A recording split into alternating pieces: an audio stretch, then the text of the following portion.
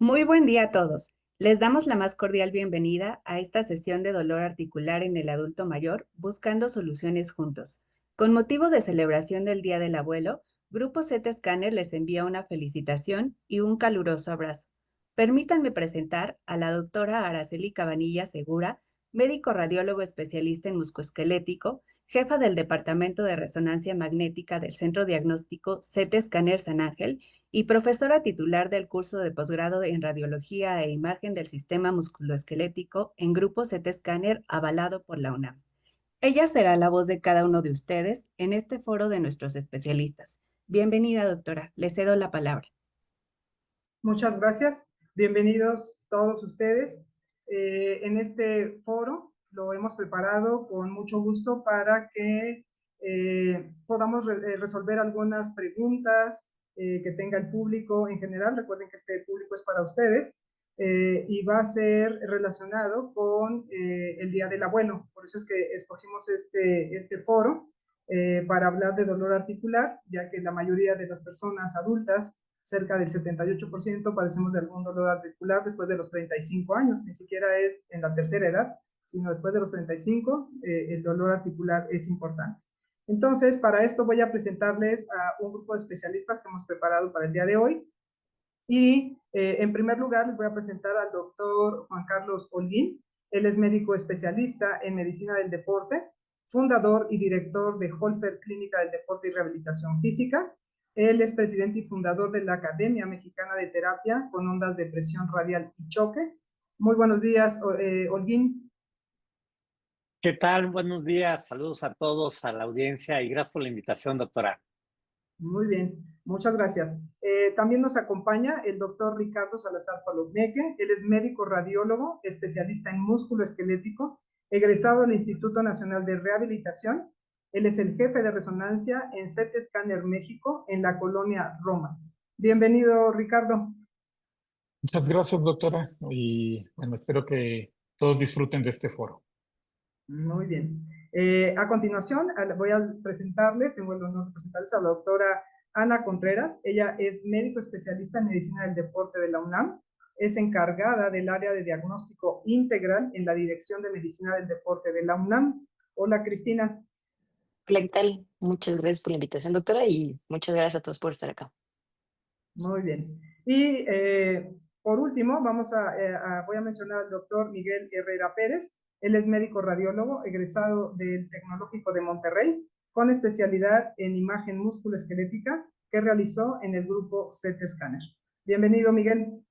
Hola, buenas tardes. Muchas gracias a todos por su asistencia y por la invitación a este foro. Muy bien. Llegó el doctor.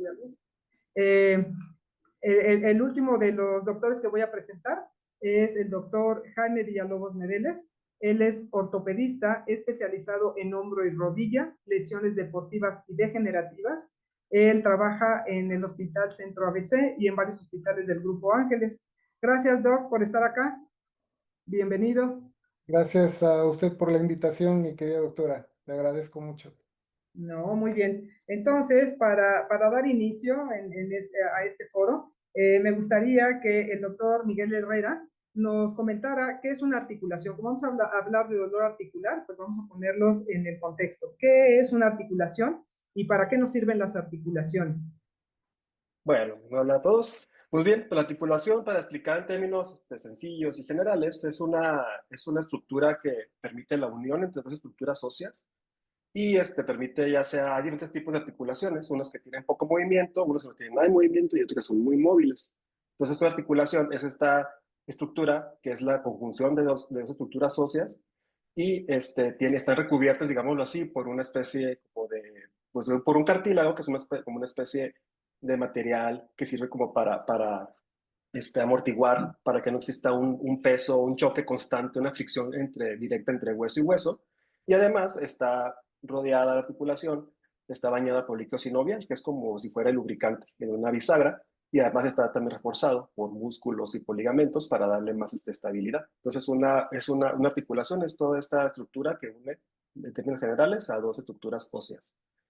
Y dentro de esto, pues hay diferentes tipos, como les comentaba. Las articulaciones en el adulto mayor que llegan a presentar más dolor son el hombro, la cadera. Estas son unas articulaciones que son tipo de enartrosis. Esto quiere decir que tiene una superficie capsular y que tiene un gran rango de movimiento.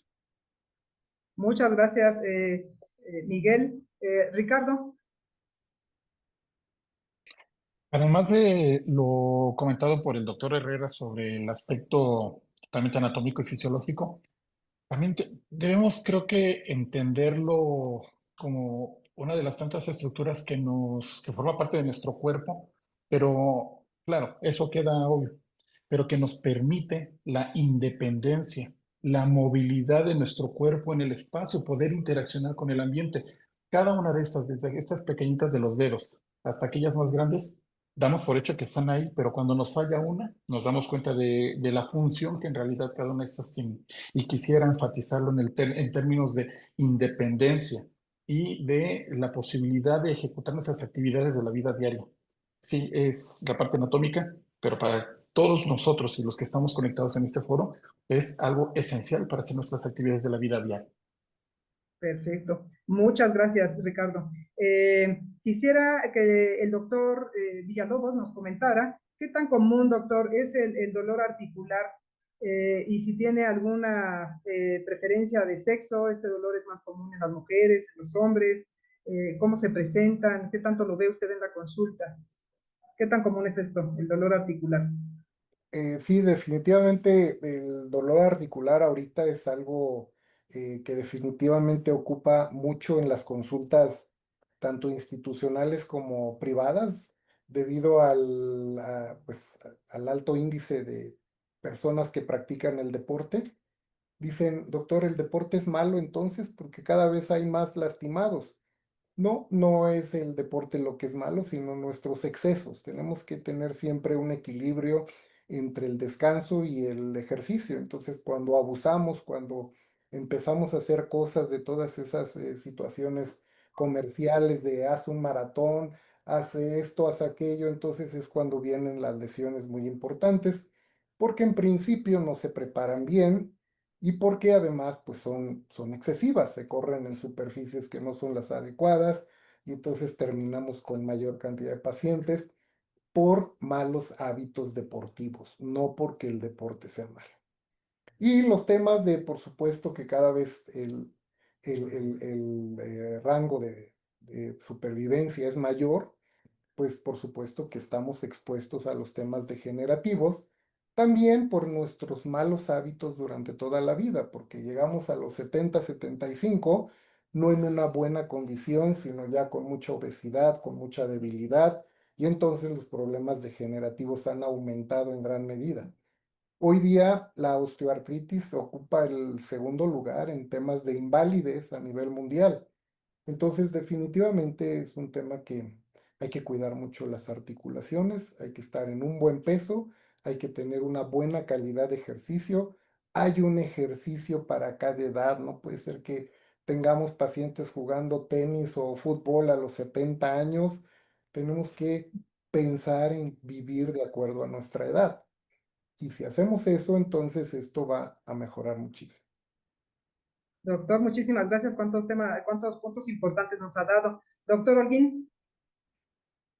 Sí, y además algo muy importante, coincido con el doctor Villalobos, yo lo veo mucho, aunque sean pacientes que no sean deportistas, pero que hagan una actividad física, es pues, todo lo que es la técnica. Muchas veces a lo mejor inician en ciertas edades, sobre todo ya más grandes, y la verdad, pues yo lo he visto y lo hemos leído, que la mayoría de los instructores en los lugares donde se practican actividades físicas, pues no tienen idea, ¿de acuerdo? No saben las cargas de peso, incluso las intensidades, las frecuencias que se deben hacer una actividad física. Y puede ser esto desde la gente muy joven y pues no se diga en los de la tercera edad y cuando hay factores de morbilidad.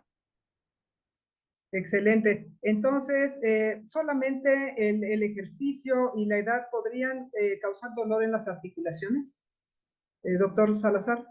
Hay algunas enfermedades sistémicas o algunas otras cosas que pudieran estar relacionadas con el desgaste prematuro de las articulaciones. Claro, creo que hablar, pese a que estamos haciendo esta reunión en el contexto del Día de los Abuelos, el daño articular es una alteración que va a afectar a todos los grupos de edad. ¿Por qué hago el comentario de esto? Porque precisamente como dice el doctor Villalobos, bueno, pues tenemos que entender que cada grupo etario va a tener cierta resistencia para actividades físicas. ¿Y esto qué quiere decir? Que el daño articular no es exclusivo del adulto mayor. Esto lo podemos encontrar a cualquier edad dependiendo de la carga o el estrés al que se esté sometiendo una articulación. Dicho esto, nosotros, los que nos dedicamos a la imagen, debemos reconocer también cuál es el estatus funcional de una persona para determinar si tiene factores de riesgo que entonces nos orillen a nosotros a buscar de una manera más intencionada si existe o no un daño condral temprano.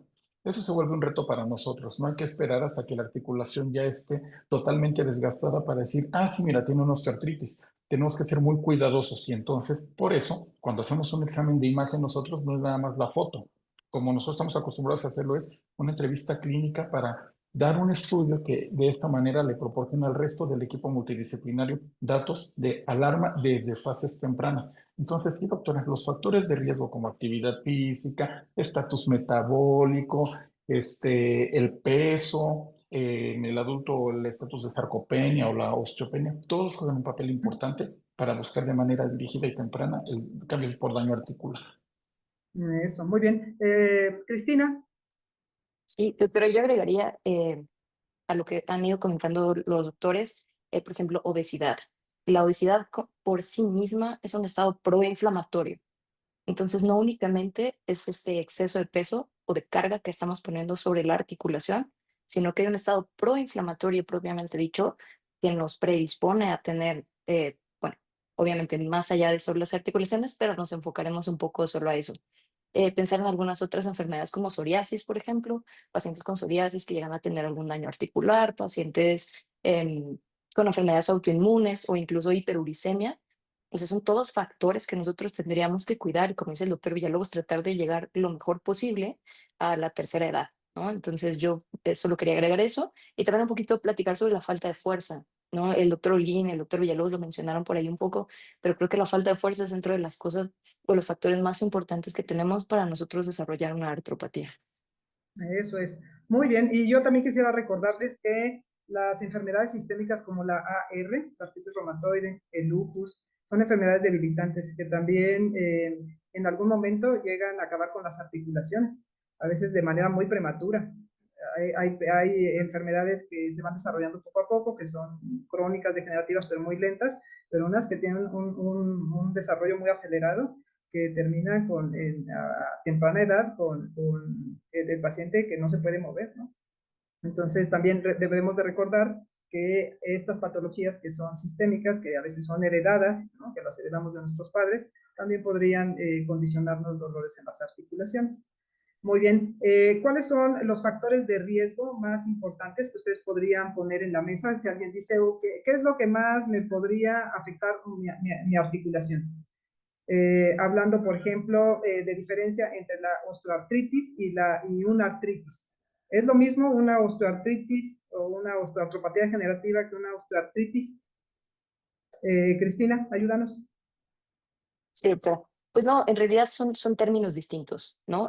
A veces los utilizamos indistintamente y si uno lee cualquier sitio, casi todo dice osteoartritis, ¿no? Pero no es lo mismo tener una inflamación aguda de la articulación que podría estar incluso dada por una infección a una osteopatía o una artropatía en el cual tenemos que determinar cuál es la causa de esta, digamos, falla en la articulación, ¿no? Y la osteoartrosis como tal, pues es una degeneración que aparece un poquito más en grupos etarios ya más avanzados, pero bueno, sí vale la pena diferenciar entre una y otra porque además los factores de riesgo son completamente diferentes, ¿no? Entonces, sí, si el doctor Ricardo quiere agregar más, yo me quedaría con eso, ¿no? Causas distintas, factores de riesgo completamente diferentes, grupos de edad súper distintos todos, entonces no es lo mismo, vale la pena siempre como diferenciar una y otra. Eso. Entonces, Ricardo, ayúdanos un poquito. Solamente agregando lo que dice, eso es bien importante, doctora, la pregunta que planteas, porque lo usamos, como dice la doctora Baroque, todo de manera indiscriminada. ¿Es qué empezó el problema? La sobrecarga, el estrés y una serie de factores de riesgo que van desgastando la articulación o un proceso inflamatorio. A veces las dos cosas acaban en lo mismo desde puntos de vista morfológicos, aunque no clínicos, pero van a ir por el desgaste articular. Pero ¿qué es lo que desencadena esto? Y aunque a lo mejor no es el foro, pero esto repercute en varios sentidos, incluso en los administrativos, porque luego uno pone en un informe que es de origen degenerativo y pues nuestro sistema de salud, si te estás atendiendo con un sistema privado o de seguros, dicen esto es del adulto mayor y no te cubro. A ver, el término degenerativo u osteoartrosis no es exclusivo del adulto mayor y es algo que a veces nos tiene que quedar claro. Eso, perfecto. Muy bien, muchas gracias. Entonces, ¿habrá alguien? Adelante. Yo creo que es bien importante esta diferencia, me gustó mucho la explicación, porque cuando explicamos sobre todo al adulto mayor y a los familiares, yo creo que les tenemos que decir exactamente eso, ¿no? Esas diferencias y los factores de riesgo y las causas, para que entonces así podamos abordar adecuadamente, ya sea el diagnóstico, el tratamiento, los estudios que vamos a mandar y, si es necesario, mandar a hacer alguna actividad física o quitarla. O sea, son muchos factores que van afectando y yo creo que sí tenemos que tener muy bien las definiciones, muy claras, perdón. Entonces, ¿qué síntomas podría presentar un paciente que tiene una enfermedad degenerativa, por ejemplo, en una articulación, que sienta molestia? ¿Qué síntomas son de los que se quejan principalmente, doctor Villalobos, los pacientes, cuando pensando en algo degenerativo? Sí, principalmente es el dolor definitivo, es lo número uno. Puede o no puede haber inflamación. Una de las principales articulaciones en un proceso degenerativo es la rodilla, después la cadera y después el hombro. Son las articulaciones más afectadas y que son las que más trascienden a un proceso quirúrgico. Siempre pueden ir o no acompañadas del típico dolor de manos. Las articulaciones más lejanas son las que se afectan. Es cuando empieza el paciente, hay veces con, doctor, mi mano, mis dedos se me están deformando, se me están enchuecando. Es algo muy común, pero que no trasciende más que de un dolor matutino. Y habitualmente no se deben de operar, no hay algo muy adecuado para esto. Típicamente hay pacientes que pueden tener los 10 dedos deformes, pero sus articulaciones grandes como la rodilla, los hombros, las caderas están perfectas. O hay veces tenemos muchos pacientes con cadera, rodillas y hombros afectadas que se han operado y las manitas de princesa que no fueron tocadas jamás. Entonces no hay un camino para la artritis, para la osteoartritis o la artritis degenerativa. Le debe de quedar muy claro al público que no hay un diagnóstico que podamos elaborar por el laboratorio. Es un diagnóstico que se hace por exclusión en una prueba en un estudio para la osteoartritis. Puede salir todo negativo y entonces pues decidimos que es una osteoartritis por la clínica y porque todos los exámenes son negativos, pero no existe una prueba para diagnosticar la osteoartritis a través del laboratorio. Y la otra cosa que le debe quedar claro al paciente es que no hay tratamiento. Entonces, sí o sí, lo mejor que puede hacer uno por los pacientes es hacer medicina preventiva. Por eso es parte importante para nuestro público el que cuiden su peso, el que hagan un ejercicio adecuado, y esa es la mejor manera de evitar la osteoartritis. Excelentes comentarios, Doc. Entonces, cuando llega su paciente a la clínica y todo salió negativo, ¿valdría la pena hacer algún estudio de imagen, Doc, Sí, a por los supuesto. pacientes? Supuesto es lo número uno. Cuando sospechamos siempre es tomar una simple radiografía, porque tenemos casos igual muy raros donde hay un daño mayor y el paciente apenas si se queja de dolor. Y Ujú. viceversa, pacientes con un gran dolor que apenas si tienen cambios radiográficos. Y pues digo, cada uno se maneja de manera diferente, porque el que apenas empieza, aunque tenga un dolor intenso, con una leve atención con antiinflamatorios y fisioterapia están maravillosamente bien. Y el que tiene un problema grave, pues le explicamos que es un tema de tolerancia y que lo mismo tienen que hacer ejercicio y con eso mejoran muchísimo. Perfecto, muy bien. Miguel, ¿quisieras ayudarnos un poquito explicando al público cuál sería la diferencia de hacer un estudio radiográfico y algo que aporte, algún otro estudio que aporte mayor información del estado de las articulaciones? Sí, claro. Pues de forma inicial en la consulta se puede pedir una radiografía por dolor y esto nos puede servir para descartar alguna fractura que esté condicionando el dolor, o ya también podemos ver con una radiografía si hay cambios artrúsicos avanzados, que eso pueden ser ya secuela de una lesión condral antigua, o por una lesión de rodilla, no sé, meniscal, una lesión ligamentaria que llevó a a una modificación en la mecánica de articulación, y con eso derivó en una osteoartrosis. Entonces, podemos ver una paciente con dolor en la rodilla, por ejemplo, y no vemos ningún hallazgo que nos sugiera el origen, que nos dé una pista del origen del dolor. Pues se podría recurrir ya a otro estudio más avanzado, como una resonancia magnética, un ultrasonido o una tomografía. En este caso, lo más usual es que si la radiografía salió negativa, le podemos contratar una resonancia, porque tal vez el origen del dolor sea meniscal, que la radiografía no puede ver ese tipo de estructuras, entonces, tampoco ligamentarias. Entonces, se hace una resonancia magnética, ya se decide si se hace simple o contrastada. Por lo general hacemos simple, y por lo general en la resonancia ya logramos encontrar la causa del dolor, y con eso ya se llega a un manejo con su médico tratante. Y también hay Excelente, otros Miguel. estudios. Excelente, Miguel. Vamos ahorita te doy la palabra, Ricardo. Voy a leerles algunas de las preguntas que nos están preguntando el público. La doctora, perdón, la paciente Leticia nos dice que el dolor de los dedos en las articulaciones le llama dedo de pistola. Acá tenemos unas preguntas interesantes. Déjenme bajar un poquito aquí. Acá nos preguntan, ¿cómo se puede tratar el dolor postquirúrgico? Todavía no hemos entrado a esa parte de cuándo se necesita una prótesis o no, pero bueno, vamos a hacer la pregunta de una vez. ¿Cómo se puede tratar el dolor postquirúrgico después de una prótesis de hombro, considerando que el dolor permanece 18 meses después de la cirugía? Doctor Villalobos, usted que es especialista en hombro.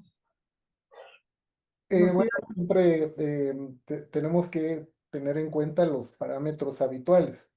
Una prótesis de hombro, al ponerla, es una cirugía muy noble porque eh, nos permite hacer todo. Tenemos que tener una inmovilización menor y nos permite hacer todo. Entonces decimos el hombro es muy noble, pero es muy rebelde porque la rehabilitación tarda, pero es una rehabilitación que conlleva total máximo 4 a 6 meses. En 4 a 6 meses el paciente ya tiene que tener una movilidad completa, tanto activa como pasiva. Hay por ahí algunos malos comentarios de que la prótesis de hombro todavía no es muy buena. Falso, la prótesis de hombro funciona muy bien. El único déficit es que hay algunos tipos de prótesis que no requieren de la presencia del mango rotador. Entonces, sí hay un déficit de fuerza para cargar hacia arriba. Pero esto es, hombre, pacientes de 70 años, aunque tengan sus hombros sanos, no deben de hacerlo. Entonces, pues podríamos decir que la restricción es menor. Algo que trasciende después de 6 meses ya hay que revisar mediante una tomografía, porque desgraciadamente aquí la resonancia magnética no es tan clara por el material. Entonces, una tomografía para ver que no esté floja, o alguna revisión de que no haya sido la prótesis adecuada. Hay una prótesis diferente para cada caso y ahí debe estar el problema. Claro, muchas gracias por la aclaración, Doc. Hay una persona que dice que tiene 85 años con dolor articular crónico diagnosticada con osteoartrosis degenerativa. Ella pregunta, ¿la solución es tomar AINES por siempre? Bueno, el doctor Villalobos y luego Rocío y luego el doctor Olí. Definitivamente es lo que prohíbo típicamente en todos los pacientes. Número 1, no hay edad para operarse. Tenemos pacientes empezándose a operar a los 40, 45 años por lesiones graves y a los que se les tiene que poner un implante desde esa edad. Y tenemos infinidad de pacientes de 90, 95 años a los cuales hay que ponerles prótesis para mejorar su calidad de vida. Hoy día la edad no es un mayor riesgo, entonces siempre con una buena certificación de un cardiólogo, si ellos autorizan, la cirugía puede llevarse a cabo. Pero siempre les digo, hay dos criterios para operarse. El criterio médico es cuando ya no podemos ofrecer nada médicamente para que un paciente viva con calidad de vida sin operarse.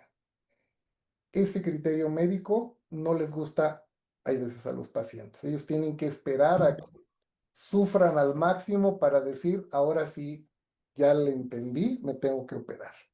Y es cuando llegan en silla de ruedas porque ya no aguantan. Entonces también esperar demasiado no es lo mejor. Pero ese criterio subjetivo, el que nos da el paciente, tiene que ser, y se los platico muy bien. Si usted es capaz de vivir con mínimo dolor o con nada de dolor, sin tomar medicamentos antiinflamatorios, porque, perdón para la industria farmacéutica, pero es de los peores venenos que tenemos, porque son enemigos silenciosos. Usted puede vivir sin antiinflamatorios, puede hacer su vida cotidiana con calidad de vida, está perfecto. Yo opero pacientes porque simplemente ya no pueden ir a jugar tenis. Para ellos esa es su calidad de vida y se les proporciona. Se operan, vuelven a jugar tenis. Pero hay quien dice, a mí no me interesa, lo dejo y ahora espero. Y entonces se van ellos mismos autolimitando hasta que ellos quieran. Pero ese es el criterio subjetivo que pues hay que atender al paciente. Hay pacientes que no quieren correr, por ejemplo, ¿no? No corras, muy bien, quítate esto y sigue adelante. Ah, pero ahora ya no puedo caminar. Se les tiene que explicar que también el ser muy sedentario, pues es una de las cosas que causa muchas enfermedades. Entonces también tiene uno que cuidar esa parte de que el paciente tome una decisión en su momento adecuado. Entonces, antiinflamatorios no es la mejor elección. Eso nos lleva a trastornos de la presión arterial, a trastornos de toda la citis del sistema digestivo y problemas de coagulación principalmente y gravemente, pues hasta una insuficiencia renal. Así es. Así es. Muchas gracias, doctor. Rocío, ibas a que diga, Ana, ibas a decir algo. Sí, yo coincido con el doctor Villalobos, definitivamente no es un tratamiento a largo plazo. En algunas ocasiones lo utilizamos, sobre todo si hay, por ejemplo, en ese momento de inflamación aguda, podemos darlo por un periodo corto de tiempo y sobre todo tomando en cuenta que la mayoría de los adultos mayores ya tienen otras patologías de base y utilizan otros medicamentos, evitar la polifarmacia. Entonces, súper importante no dejar tratamientos muy prolongados, muchas veces simplemente con medios físicos, algo de terapia física y el inicio del ejercicio, siempre bien dosificado, disminuye el dolor radicalmente. Entonces, coincido en esta parte de los tratamientos muy prolongados, pues realmente no tienen sentido. Y bueno, quizás sí como una transición, ¿no? Del dolor muy agudo a empezar a hacer ejercicio, empezar a tener fisioterapia y quitar el medicamento, pero de manera tajante diría no a largo plazo. Excelente. Olguín, ¿también querías comentar algo acerca de esto? Sí, que también sí es importante bien explicar en qué momento utilizaron los AINES, los antiinflamatorios, porque, no sé, yo creo que a todos les ha pasado en la consulta que dicen es que me tomé 2 tales AINES, ya no tuve dolor y entonces después de 5 días otra vez. Y es como dicen, es una polifarmacia, no tienen claro el por qué lo están utilizando, porque no se les explica adecuadamente también, ¿no? Y sí, o sea, los efectos a largo plazo pues, no son beneficiosos, sobre todo también, a mí me ha tocado mucho de que tienen otro tipo de dolor, no solamente así articular, sino por ejemplo de una tendinopatía. Y el abuso de los AINES es tremendo y la verdad no es la solución para esto, ¿no? Entonces, yo creo que sí hay que tener muy claro en qué momento se tienen que utilizar, por cuánto tiempo y pues yo creo que eso es algo básico también para no tener efectos secundarios, como decía el doctor Villalobos, ¿no? No tan solo en el sistema a lo mejor digestivo, sino también en los factores de coagulación, entre otros. Excelente. Acá unas preguntas del público.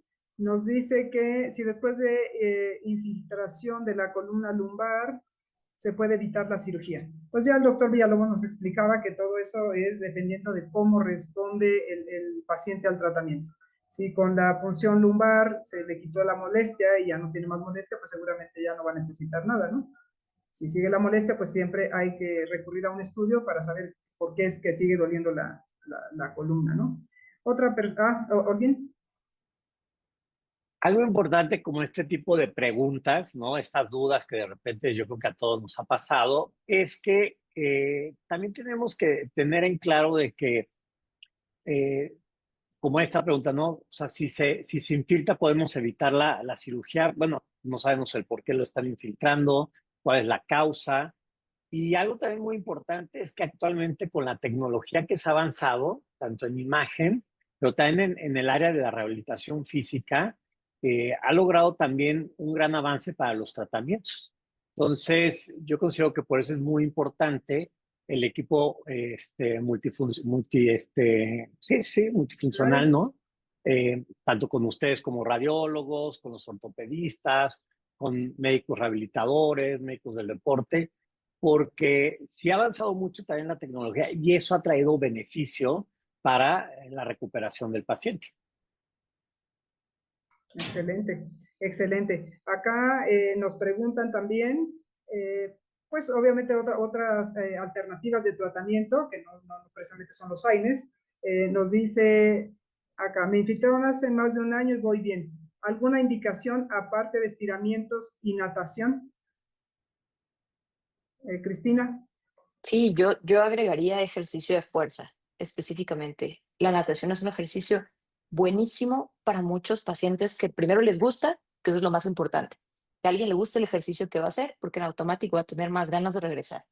Si a mí me mandan a correr y no me gusta correr, probablemente nunca más regrese, ¿no? Entonces, primero que le guste, que sea viable y que pueda hacerlo de manera constante. Eso que ya está haciendo, que lo siga haciendo. Sin embargo, algo que no tenemos en natación es suficiente estrés sobre algunas estructuras y el músculo como tal le falta crecer un poco. Es decir, tiene un componente predominantemente aeróbico, que es muy bueno para la salud, para nada se lo vamos a quitar, pero esta parte del fortalecimiento, ejercicio propiamente de fuerza para ayudar a mantener esta estabilidad de la que hablaba el doctor Herrera, de las articulaciones, que no únicamente son dos estructuras óseas, sino que está rodeado por un montón más de estructuras blandas y entre ellas es este papel súper importante que tienen los músculos, pues yo le recomendaría que empiece una rutina de ejercicio de fuerza, siempre tiene que ser paulatina, tiene que llevar un orden adecuado, un volumen adecuado, tiempos de descanso apropiados para cada paciente.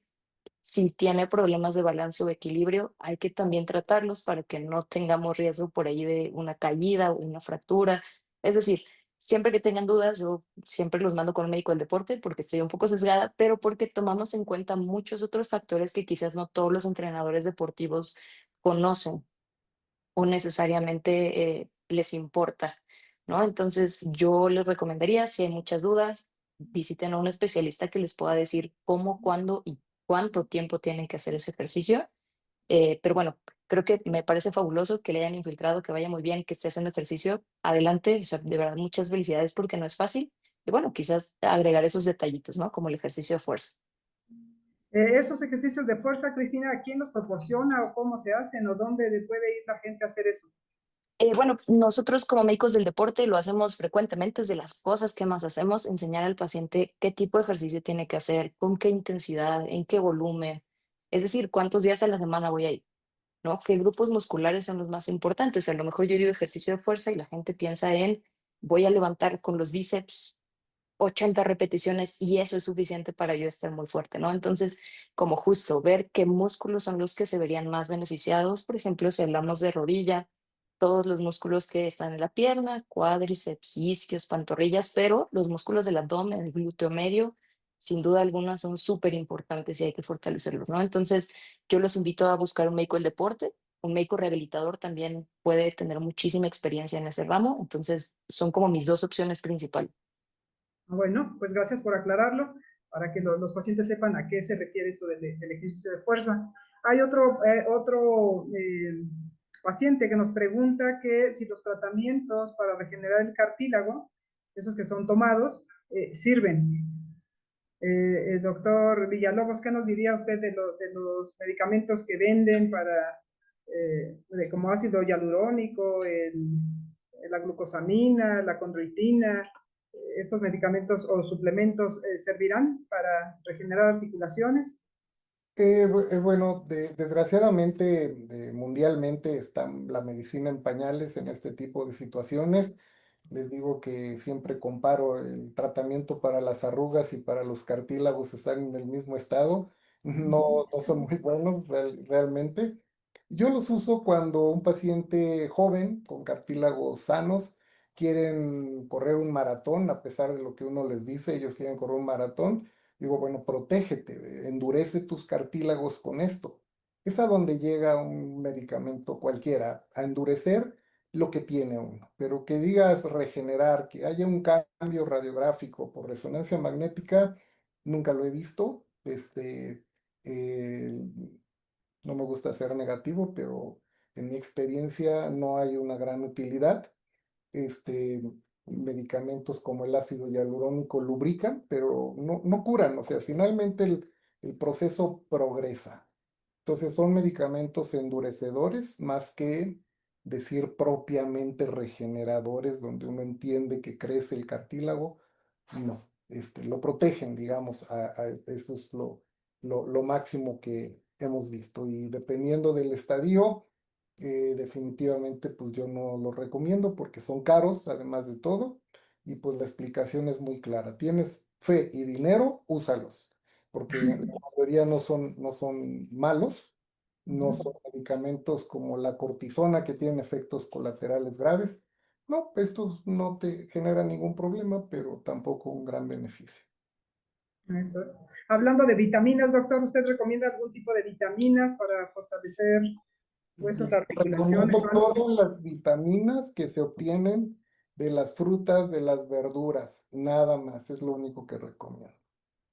Perfecto, excelente. Olguín, ¿alguna opinión con algún medicamento que creas que haya funcionado bien en los pacientes? Pues bueno, Ujú. pues la verdad yo creo que hay un gran abuso sobre todo esto, ¿no? Como se menciona con los condroprotectores. Yo creo que algo importante que dijo la doctora Barocio es que, por ejemplo, un factor es la obesidad, ¿no? Y es un factor que en el país se está viendo. O sea, que esto nos va a afectar para las tanto grandes como otro tipo de articulaciones. Y entonces tenemos que también ahí viene la educación hacia los pacientes, ¿no? Y qué tipo de actividades físicas se deben de hacer, incluso de las actividades cotidianas, porque hay muchas profesiones que son de mucha actividad física, ¿no? Entonces, yo también coincido con el doctor Villalobos. Yo creo que hay que tener mucho en cuenta esto de no abusar sobre este tipo de sustancias, ¿no? Y a lo mejor manejarlo de otra manera. Perfecto. Pues muchas personas nos escriben aquí refiriéndose a sus dolores crónicos. ¿Qué experiencia, doctores, acerca de los masajes? De los masajes, el huesero. Holguín, ¿qué experiencia tienes tú con estos pacientes que llegan después de los masajes? Bueno, yo creo que al doctor Villalobos también y a la doctora nos ha pasado de que pasan primero por los hueseros, por el quiropráctico y por todo, ya llegan con nosotros porque ven que la solución no nos ha tenido, ¿no? Entonces, de los masajes, yo siempre he dicho que hay que determinar qué tipo de masajes, primero que nada. Y la otra, pues quien lo vaya a hacer, sí tiene que tener un conocimiento muy apropiado sobre la anatomía, sobre todo de las fibras musculares, el tipo de articulaciones que tenemos. Y yo, híjole, aquí en nuestro país, perdón que lo diga, pero casi siempre yo les digo, los masajes a lo mejor para relajar, pero ya los masajes ya más profundos, los deportivos, sí tienen que estar hechos por gente con mucha capacidad y mucho conocimiento. Ok. Cristina. Y yo, la verdad, doctora, tengo mis reservas con esta parte de hueseros y demás, e incluso quiroprácticos. Acá en México es poco regulado. Por ejemplo, si ustedes buscan en Estados Unidos, tienen unas escuelas un poco más establecidas para quiroprácticos. Aún así, yo tengo muchas reservas. Eh, y bueno, en esta parte de que llegan después del huesero, pues me ha tocado que llegan con fracturas desplazadas. Era una fractura que no estaba desplazada, van porque tienen dolor, la desplaza el quiropráctico, bueno, el huesero y dice, ay, creo que no quedó, mejor sí vaya con el médico. Y entonces cuando llegan con nosotros, pues ya ni siquiera es un tratamiento conservador, pasa a ser un tratamiento quirúrgico, con los riesgos que ello conlleva, con el tiempo de recuperación quizás más prolongado. Entonces, bueno, yo sí diría, siempre un estudio de imagen primero, incluso con los masajes. He tenido un montón de pacientes que tienen una lesión muscular que era pequeña, les hacen un masaje porque creen que era lo ideal en ese momento, nunca hicieron un ultrasonido, por ejemplo, músculo esquelético o incluso una resonancia magnética y agrandan el defecto, ¿no? Entonces, sí vale la pena mucho tener una idea muy clara. ¿Qué hago si tengo una lesión aguda? Bueno, pongo quizás, si es necesario, un poquito de hielo para ayudar con el dolor, tomo un analgésico y busco a alguien que sepa qué voy a hacer, ¿no? Y bueno, esa sería como mi experiencia y la recomendación como más interesante que podríamos darles. Doctor Villalobos, ¿algún comentario de esto? Sí, también aquí ya algo que se sale un poco por fuera de lo musculoesquelético, en este caso de los hueseros y los quiroprácticos. Me ha tocado casos en los que llegan pacientes que les truenan el cuello, que sienten muy rico y lo que sea, y llegan con cefalea, dolor de cabeza y una lesión de la arteria y con un infarto. Entonces hay que hacer conciencia de esto. Hay momentos que no se deben, que no son fisiológicos, que por ejemplo, se puede dar una fractura o una fractura un hueso largo, fracturas complicadas como fracturas estiroideas, que sí llega a pasar, o sea, fracturas así que hacen quiropráctico por la torsión que genera sobre la extremidad, una fractura estiroidea un poco más complicada o una lesión de una arteria. Hay que tener conciencia de esto como población. Gracias, Miguel, por la aportación. Doctor Villalobos, ¿algo que quiera aportar o está bien así?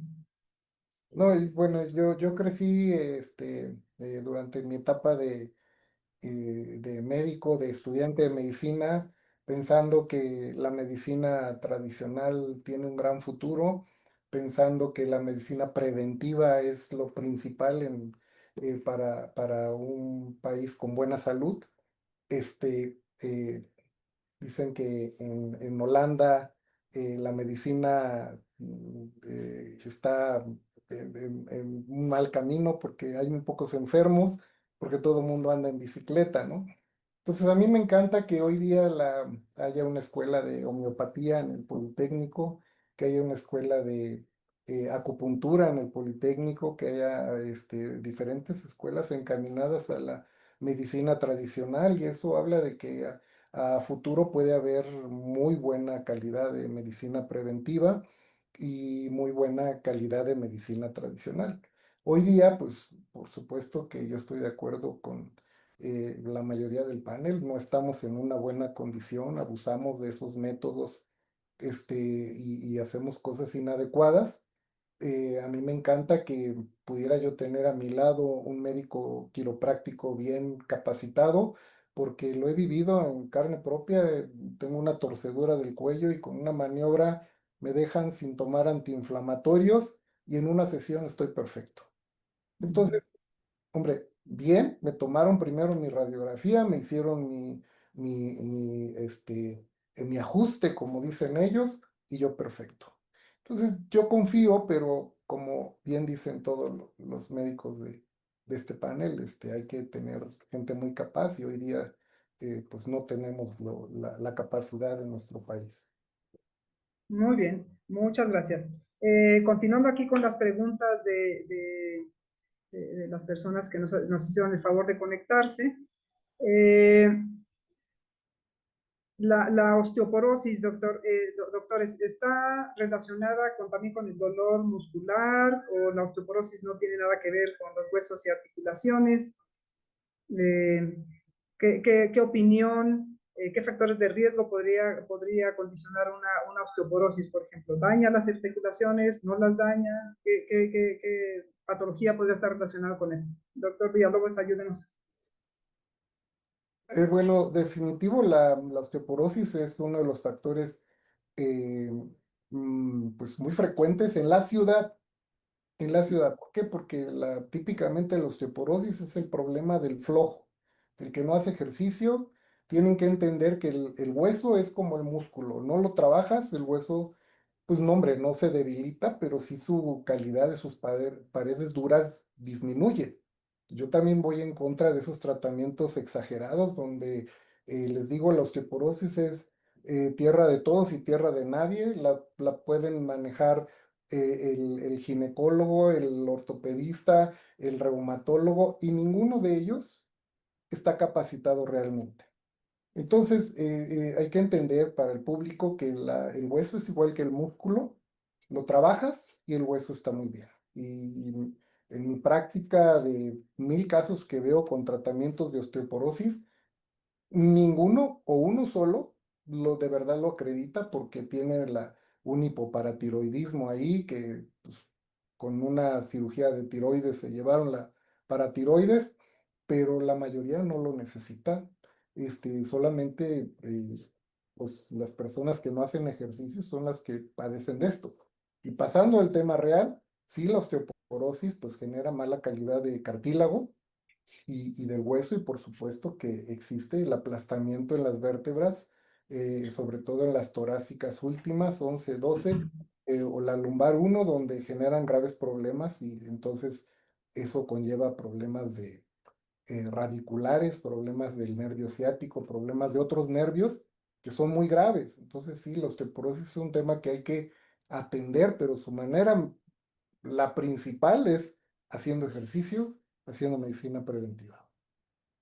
¿Cuánto sería el tiempo en esta vida ajetreada que vivimos, Doc? ¿Cuánto sería el tiempo mínimo que una persona debería de ejercitarse? Mínimo, hoy día se está enfatizando mucho en eso. No es pasar 2, 3 horas en el gimnasio, es 20, 30 minutos en casa o ir al gimnasio. Pero el cuerpo hasta eso no pide mucho, nada más es un ejercicio adecuado. Y las rutinas deben de ser cortas, sin mucho descanso. Y entonces con eso tienen ustedes la efectividad que quieran a cualquier edad. Excelente. Empezaremos 20 minutos al día. Muy bien. Pues estamos a 10 minutos de cerrar nuestra reunión. Hay muchas más preguntas del panel y espero que se las podamos ir contestando ya por fuera del tiempo, pues nada más apartamos una hora para hacer esto.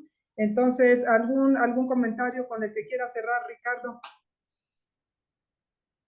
Bien, pues nada más añadir un poco sobre el punto de los estudios de imagen. Bueno, desde mi trinchera como cardiólogo, del cardiólogo, ahora ya vendo cambiando la especialidad, radiólogo, perdón,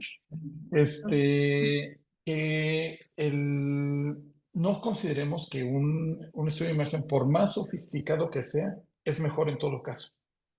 En ocasiones los pacientes, porque ellos mismos pueden acercarse a los centros de diagnóstico y dicen, bueno, quiero llegar con mi estudio. ¿Sabes qué es la resonancia magnética y una tomografía y también los rayos X? O sea, porque ellos ven y dicen, pues ya para llevar preparado todo. No siempre, todo tiene que ser progresivo. Un estudio radiológico a veces es suficiente para que con la clínica se tomen decisiones. Y ahora, hay una cosa que me gustaría compartir. Los rayos X sí son tan importantes porque tienen algo que todas las modalidades no, que es la carga, el peso, el estar de pie. Entonces, ni la tomografía ni la resonancia tienen esto. Entonces, nada más quisiera cerrar yo mi colaboración en este panel diciendo que en lo de imagen, vámonos poco a poco. Y los estudios radiográficos siguen siendo sumamente poderosos por el hecho de hacerse en bipedestación. Muchas gracias, Ricardo. Holguín, algo que quieras, con que quieras cerrar el panel. Pues sí, yo siempre a todos mis pacientes, incluso a toda la gente que está a mi alrededor, siempre los motivo para hacer ejercicio. No importa el tiempo, como decía Ana Cristina en un principio también, que sea algo que les guste. Hay muchas opciones, no todo es correr. Entonces, cada vez hay más cosas y pues yo siempre soy pues amigo del ejercicio, siempre, no importa también la edad, hay que ver las condiciones también de la persona y motivarlos para que hagan una actividad física, obviamente conociéndolo y con un equipo multidisciplinario.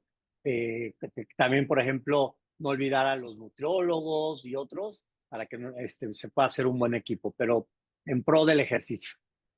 Muchas gracias.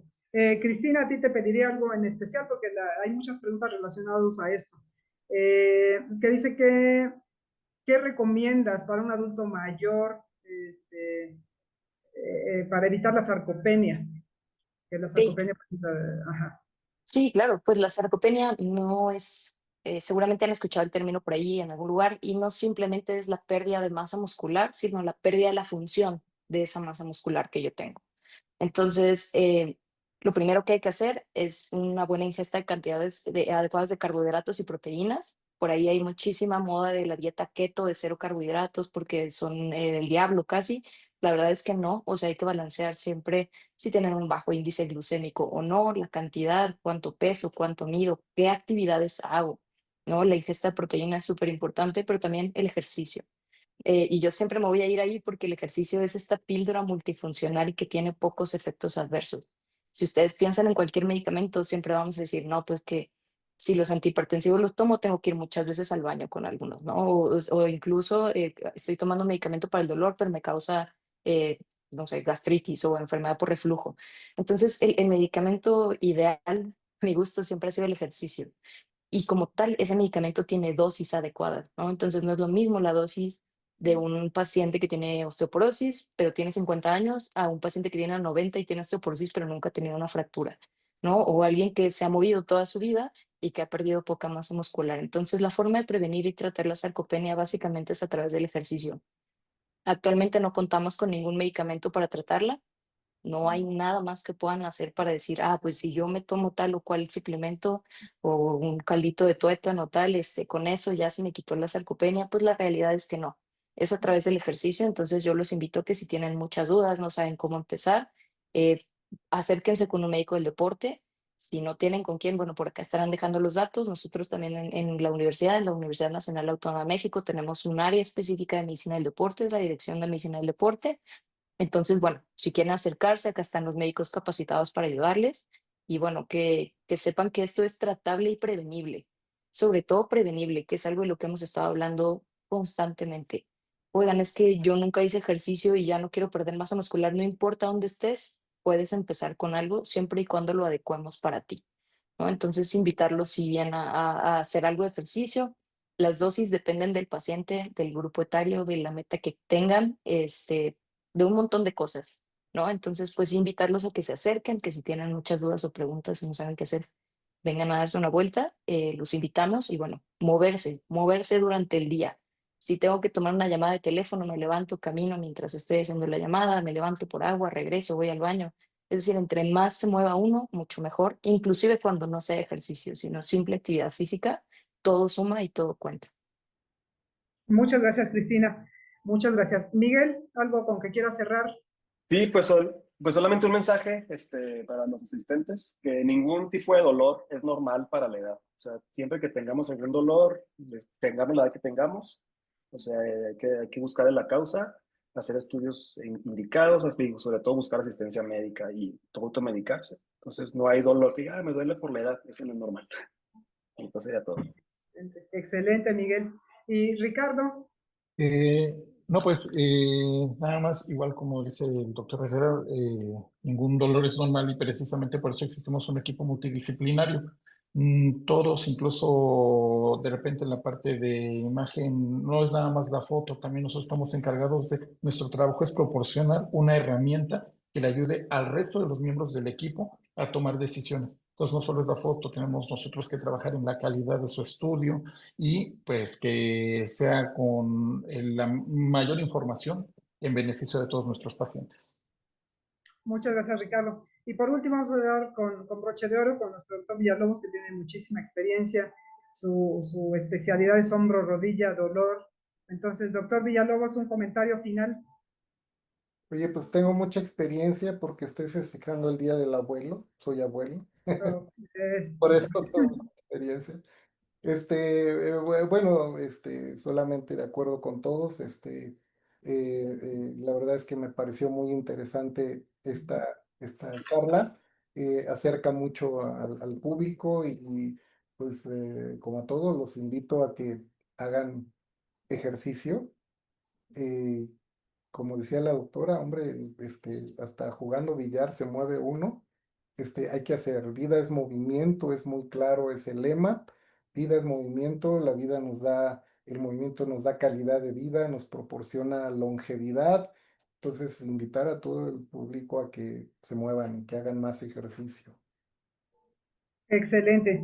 Pues agradecerles, doctor Villalobos, doctor Ricardo Salazar, doctora Cristina, Miguel, Holguín, gracias por su tiempo. Sé que son personas muy ocupadas y han hecho un espacio para ayudar a los pacientes, para que ellos también tengan un poquito, nos conozcan un poco a qué nos dedicamos, qué hacemos, que se den cuenta que la medicina es multidisciplinaria, que siempre tomamos en cuenta la opinión de los médicos, de todas las especialidades, para que hagamos mejores diagnósticos y que finalmente el paciente sea el beneficiario.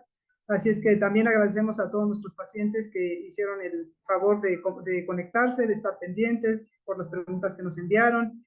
Y pues bueno, finalizamos este panel y como dijo el doctor Villalobos, felicidades a todos los abuelos y a los que vamos para allá. Yo también soy abuela, así es que también felicidades para mí. Les mandamos un abrazo muy cálido, de verdad, todos el grupo CT Scanner les envía un abrazo con mucho cariño a todas las personas adultas, aunque no tengan nietos. De todos modos, les mandamos un abrazo muy caluroso. Y muchas gracias por haberse conectado. Estaremos en confianza, en contacto, y esperamos que no sea el primero y el último panel de músculo esquelético. Muchas gracias a todos ustedes. Ah, bueno, eso sí, fue la pregunta más solicitada, que ya yo pasaba y pasaba. ¿Dónde los localizamos? ¿Dónde los localizamos? ¿Dónde? Su teléfono, dirección, etcétera. Sí, doctora, les dejo grabado. 2 datos de contacto. Uno es la universidad, es la Dirección de Medicina del Deporte en la UNAM. Estamos a un costado, el costado sur del Estadio Olímpico Universitario. Si ustedes se meten a Google, ponen Medicina del Deporte UNAM, va a salir el teléfono donde pueden solicitar una cita. Acá estamos desde las 8 de la mañana y hasta las 4:30, 5 de la tarde. Y yo trabajo en una clínica particular donde también les puedo ver, eso siempre es en la tarde, les dejo mi número de contacto, escriban directo ahí y ya les podemos agendar. La clínica se llama FitMed, estamos muy cerquita del metro Xola, Metrobús Xola también está por ahí, ahorita hacia el sur, y el número es 55 14 93 69 00 y estamos para servirles. Excelente. Muchas gracias, Cristina. Holguín, ¿nos ayudas con tus datos? Sí, bueno, pues yo estoy acá en la Colonia del Valle, justamente enfrente del World Trade Center. La clínica se llama Holfer, Clínica del Deporte. Y pues yo les doy más el número de celular porque ahí está el WhatsApp, como más cómodo. Es el 55 61 91 42 13. Y somos una clínica de medicina del deporte y rehabilitación física. Excelente. Doctor Villalobos, ya vi que nos pusieron aquí en el chat, pero ¿está por ahí todavía, mi doc? Ah, bueno. Bueno, doc, y que si usted quiere verbalmente decirnos dónde está y su teléfono. Les doy mi celular, ya ve que son 6 consultorios ubicados en zona norte-sur, en todos los puntos de la ciudad. Que me localicen al celular, doctora, ahí ya lo dejamos anotado. Ay, excelente, doc. Yo no sé cómo le va a hacer, yo creo que ya no va a haber consultas en la madrugada, por tanto paciente. Bueno, pues muchas gracias a todos nuevamente. Gracias a usted. Y nos despedimos ahora sí. Bueno, que estén muy bien, buena tarde. Bye, bye. Muchas gracias a todos. Que pasen muy Hasta luego. bonita tarde.